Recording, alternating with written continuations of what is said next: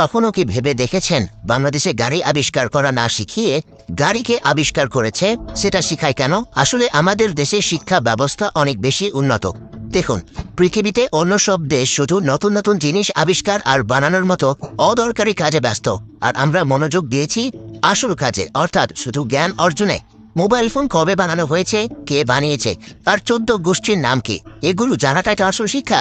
আর নিজে মোবাইল বানানো কেবল কামরাদের কাজ, ওটা আমরা কেনই বা করবো? আমাদের ছেলেমেয়েরা কি দারুণ মেধাবী, তার প্রমাণ হলো দেশ জুড়ে জিপিএ 5 এর ছড়াছড়ি।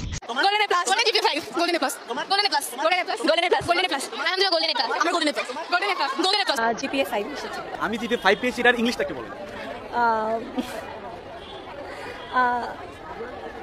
আমি জানি স্কুল কলেজের দেওয়াল ভেঙে যেন জিপিএ 5 বেরিয়ে আসছে। এর বিপুল সংখ্যক মেধাবীকে দিয়ে যদি আমরা পদ্মা সেতু বা মেট্রো রেলের মতো ছোটখাটো জিনিস বানাতে যাই, তাহলে তাদের মেধার অপমান করা হবে না? তাদের কাজ আরো অনেক বড়, আরো অনেক মহৎ। তাদের কাজ হলো জ্ঞান চর্চা করা। এই জন্যই আমরা একটা দারুণ বুদ্ধি বের করেছি।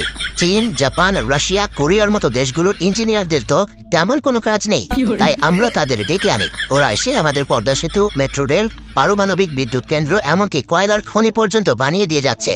তারা রোদ বৃষ্টিতে ভিজে কাজ করে, আর আমাদের সোনার ছেলেরা, আমাদের বুয়েট, চুয়েট, কুয়েট, রুয়েটের মেধাবী ইঞ্জিনিয়াররা ঠান্ডা ঘরে বসে সেই জ্ঞান আহরণ করছে। এটাই স্মার্টনেস।